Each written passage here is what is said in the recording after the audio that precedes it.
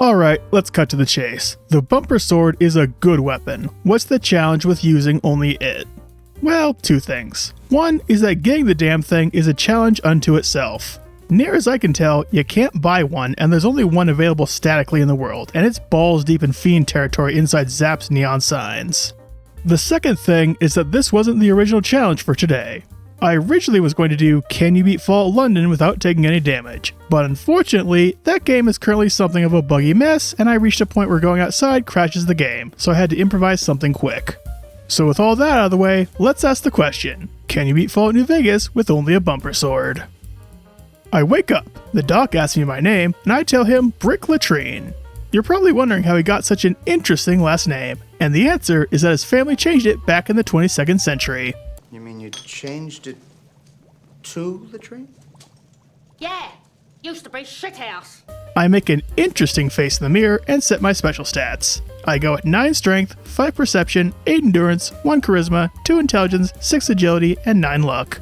Strength because it's needed to properly wield the bumper sword, plus it adds more melee damage. 5 perception to be erased with 6 with the implant for better criticals. 8 endurance because melee build. 1 charisma because did you see the face I made? 2 intelligence because I didn't call him Brick for nothing. 6 agility for light touch, and 9 luck for lots of crits. I also go with built to destroy and skilled as my traits. Alright, there's no way in hell I'm venturing into Fiend territory at my level and coming back alive, so I'm going to follow the early game for a hot minute until I level up some more and get better gear. I talk with Sunny Smiles and go target shooting with her. This doesn't fail the challenge, they don't have health bars. I decline the rest of the tutorial and head into the bar, where a ne'er-do-well is accosting the local bartender. She says that the fellow and his friends want to beat up a smelly nerd, so I go talk with everyone's least favorite beetle and he wants to fight them off. I convinced the townsfolk that letting a roving gang of convicts run rampant is a bad idea, and we, and by that I mean the townsfolk, send Joe Cobb and his friends to the big penitentiary in the sky. I decide that I haven't fucked with the powder gangers enough, so I head on down to the NCRCF and bribe my way past the gate guard. I talk with the leader of this gaggle of rapscallions, who agrees to give a job to the man who rallied an entire town to kill half a dozen of his men. That makes sense if you don't think about it. My first task is to deal with some breakaway powder gangers. I hit them with some straight logic and tell them that raiding near the territory of their old gang is a terrible idea. This convinces them to fuck off, and my next task is to chase off a bounty hunter. I talk with the man, point out that his disguise is non-existent, and he also decides to fuck off. Eddie finally has a coherent thought besides chase away bad man, and tells me to look into why the NCR haven't raided the prison yet.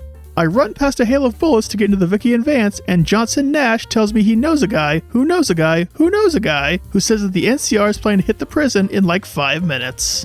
I, a civilian the NCR has never heard of, ask to join this assault. Lieutenant Hayes decides he doesn't care enough to stop me, and we appear to use fucking nukes to blow open the prison walls and lay waste to the place. Jonesing for experience, and because the plot says so, I decide that it's time to rescue Deputy Wishbone. I enter the Bison Steve, make a half-assed attempt to sneak past the convicts, fail, and then just gun it for the deputy. He agrees to tell me where Benny went in exchange for freeing him, so I let him go, and he immediately gets gunned down. I yoink a holotape from his cold dead hands, give it a listen, and agree to find some law for Prim. I am a drooling moron, so reprogramming Prim Slim is out of the question, and recruiting the NCR for the job requires either 20 barter or for you to clear out their ant problem, so Sheriff Myers gets the job. I make my way to the Mojave outpost, convince Major Knight to give Myers a pardon, and hand the town over to a trigger-happy maniac.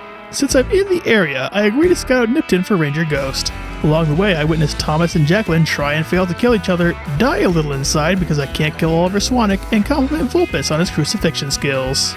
I report to Ghost that shit's fucked, trek over to Novak, and the voices in my head demand blood, so I talk with my favorite edgelord about his missing wife, crack open Jeannie Mae's safe right in front of her, lead her in front of the dinosaur, and Boone pops her head like a zit.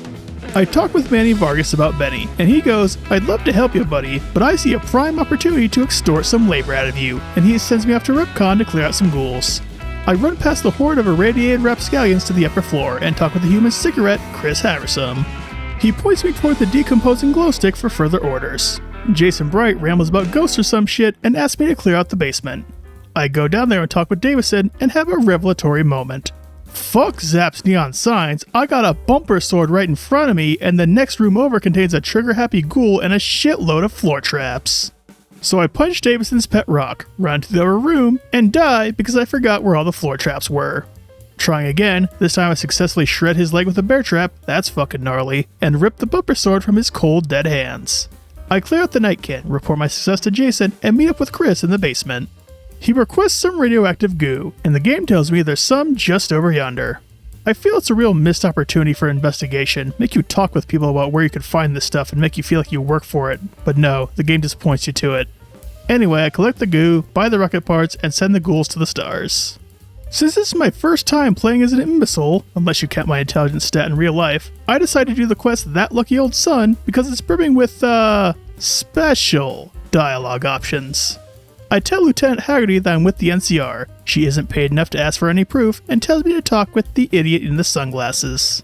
I tell said idiot, me take your job cause me smarter. He bribes me to look the other way and I ask him how to move the shinies. He tells me to use the computers outside, something he is apparently too lazy to do. I then talk with Ignacio and tell him I is scientistic. I can't go through every stupid dialogue we have here because holy shit there's a lot of them, but I'll tell you the highlights. He asks me if I'm a maker of peace or war, and I tell him pizza.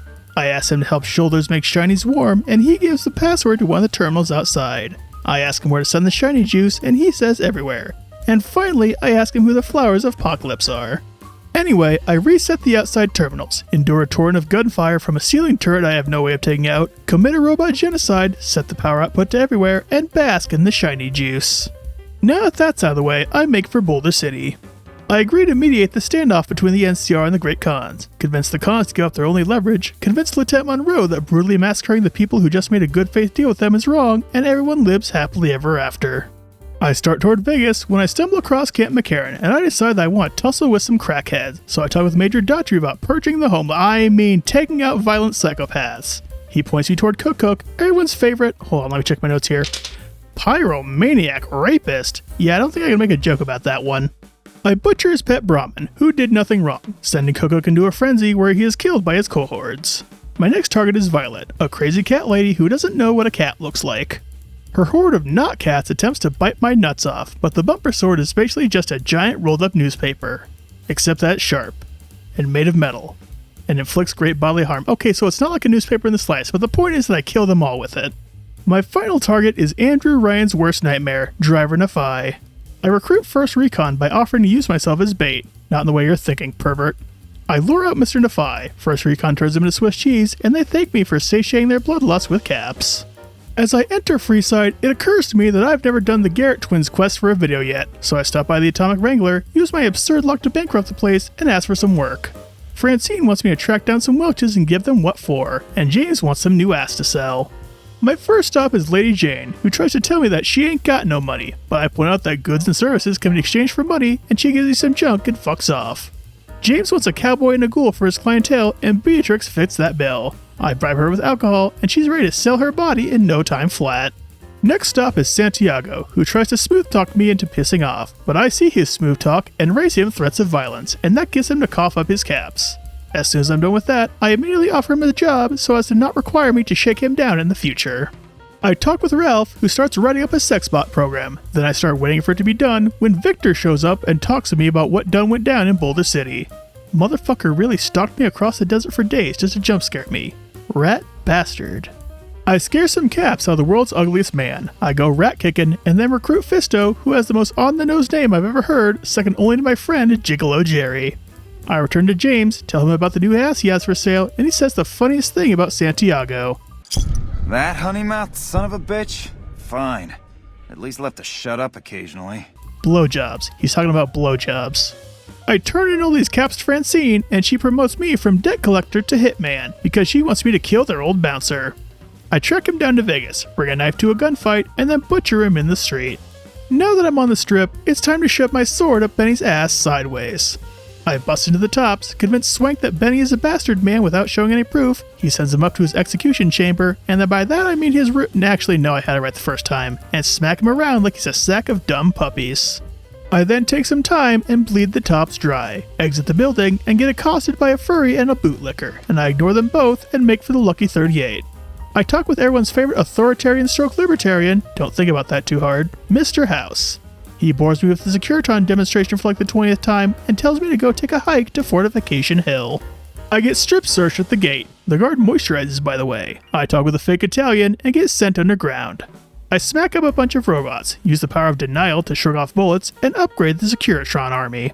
Next on the chopping block is the boomers, so I have a polite discussion with George, make it through the mortar barrage without getting hit for the first time in my life. Don't give me that look, I like these games, I never said I was good at them. And talk with Pearl, the world's first double boomer. She tells me she has a bunch of unpaid labor she wants me to do, and I get to work. I talk with Raquel about her amp problem, she tells me to go bother Loyal about that, and he gives me a CD player and a copy of that one album you don't like, you know the one I mean, and tells me to fix up the solar panels while I'm at it. I fix up the solar panels, place the CD player, play the album, and the ants all die of cringe. And finally, since I don't have the medicine skill to heal the patients, really regretting going to intelligence right now, I talk with Jack and find out he's simping for a girl he's never met. He asks me to go talk with her. She asks for a way to Nellis. Pearl gives the thumbs up. Janet wants her money before she goes. Alice McClafferty says no. Janet goes, "Aw, shucks," and leaves for Nellis. I'm sorry, man, but this quest fucking sucks. Anyway, I get told about the bomber, Loyal gives me some ballast, and I float the sucker like it's a wagon on the Oregon Trail. Next on the checklist is the Omertas, and I'm a level with you, I'm sick of how little we know. I'm sick of making the "my weapon can't fit up my ass" joke. I'm sick of having to pickpocket Kachino. I'm sick of Kachino's terrible aim. And you know what? I'm sick of Kachino's stupid fucking face. So I go ahead and play some rigged games of blackjack and embrace my inner Nurbit. Alright, so little inside baseball here. I'd record these videos in 30 to 40 minute chunks, and I figured out I need at least 15 chunks to make a decently sized video. Right now I only have 10, and I know the rest of the story will only give me 2, so I need more content. I've also figured out that the New Vegas story DLCs each provide 3 chunks apiece, and since I've done Old World Blues to death, actively dislike Lonesome Road, and can't take my equipment into dead money, that means we're about to venture into Zion. I talk with the soon-to-be cadaver Jed Masterson and agree to join their expedition. He goes on a long-winded ramble about how cool and badass Joshua Graham was. We arrive in Zion, and everyone but me gets insta-gived by the Whitelegs. I take most of them out, but this one prick uses the terrain to their advantage and prevents me from killing them. I say fuck it and just run across the bridge and discover that Fall is Chalk has unique dialogue if you do that. Neat. I accompany him to the Dead Horses camp and talk with the best written character in the game, and perhaps the whole franchise, Joshua Graham. It's either him or Nick Valentine. Anyway, he says they can help me get home, but the DLC has to happen, so he requests my assistance in some menial tasks. But I put that on hold because Falls Shock wants me to go pet the local wildlife. Actually, he requests that I recover a lost bighorner calf without killing any of them, so we venture into bighorner territory and Falls Shock immediately starts massacring them. The AI in this game is just spectacular. Reloading, I tell Falls Shock to stick his thumb up his ass and I recover the calf, no problem. The first stop on our scenic tour of Zion National Park is a bus full of dead children to rip a compass from their cold, dead hands. Stop 2 is to the Zion Fishing Lodge to kick the local wildlife in the face and pick up some walkie-talkies. Finally, we stop by the general store to pick up some children's lunch boxes and medical supplies. We meet up with the resident pussy, Daniel last name, deliver the goods, he requests I do some more bitch work and scout the canyon, Falls Chalk fucks off, and Waking Cloud joins the party. Joshua then tracks me down and tells me how much he wants to dash the little ones. And I want to say something here, but after the last video, I don't think I'm allowed to. I then double back and talk with the local drug dealer, Whitebird, and he gives me the good shit and tells me to go kill a bear. You know what I'm going to say here. Nickels, DLCs, drugs, walking, yada yada yada. I butcher the bear shockingly easily. Whitebird gives me some Narcan. I talk with Waking Cloud about her husband. Daniel tells me that he's super dead, and given the fact that Daniel lied to her about that, she takes the news surprisingly well. There's one last side quest to do, so I talk with Falls Chalk, and he says he wants to see the world, but is too much of a little bitch to talk to Joshua about it. I agree to do so for him. Joshua says he doesn't give a shit, so I tell Falls Chalk to fuck off. Now that that's out of the way, I start my tasks for Daniel, the first of which is killing some bears. Waking Cloud reminds me that explosions are both cool and badass, so I plant some bombs around the cave and collapse the sucker with the bear still in it. Next order of business is clear out some Whitelegs near a bridge, a task that scratches the part of my brain that tells me to commit violence. No, I will not seek therapy about that. Task 3 is to eliminate the Whiteleg encampment at Bighorn Bluff. I could steal their war totems to break their spirits, but did you not just hear what I said 3 sentences ago? I chop their legs out from under them and beat them to death with them. Finally, I retrieve a map of the Grand Staircase from an environmental storytelling cave that's really cool and neat, but I don't feel like telling you about it. I report to Will Chamberlain, and he says the Sorrows are ready to appease the Whitelegs and abandon the valley. I grab the dipshit by the collar, bringing him real close, and scream, "Appeasement doesn't work, you stupid fucking idiot!" and rally the sorrows to war. Joshua and I cut a path through the Whitelegs until they blow up a cliff or some shit, I don't know. Joshua says, "Fuck this, I'm gonna go commit war crimes," and fucks off. I meet back up with him as he's executing some prisoners. The Whitelegs war chief begs me to help him, so I declare that there's no sport in executing your enemies, we have an honorable duel, and Joshua shoots him in the back anyway, finishing the DLC. Now that I'm back in the Mojave and have a few more levels under my belt, I think it's high time I dealt with the Brotherhood.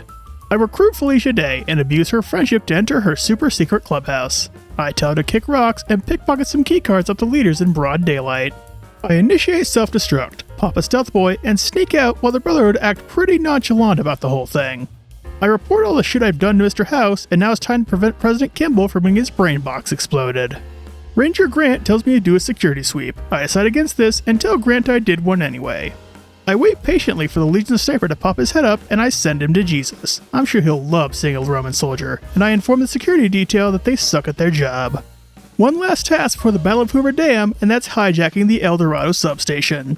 On the way there, I get ambushed by some Legion assassins, and I really appreciate the help I got from the trooper stationed 50 yards away. That was sarcasm, by the way, but a trooper does inform me to stay the fuck out of the substation.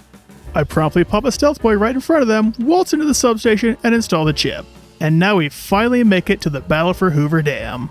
I trick some gullible fucks into abandoning their post, install another override chip, watch as my Securitrons eviscerate some spaghetti-eating fucks, challenge the Legate to a 1v1, immediately ragdoll his ass to death, chop up Oliver, and prove yes, you can beat Fallout New Vegas with only a bumper sword. Not much to say in the outro here. I know this wasn't much of a challenge after I obtained the sword, but I noticed that no one else had done this challenge, and since I needed one on such short notice, I ran with it. Anyway, thank you all so much for watching. Please like, comment, and subscribe if you haven't already. My name is Mr. Monto96, and I'll see y'all later.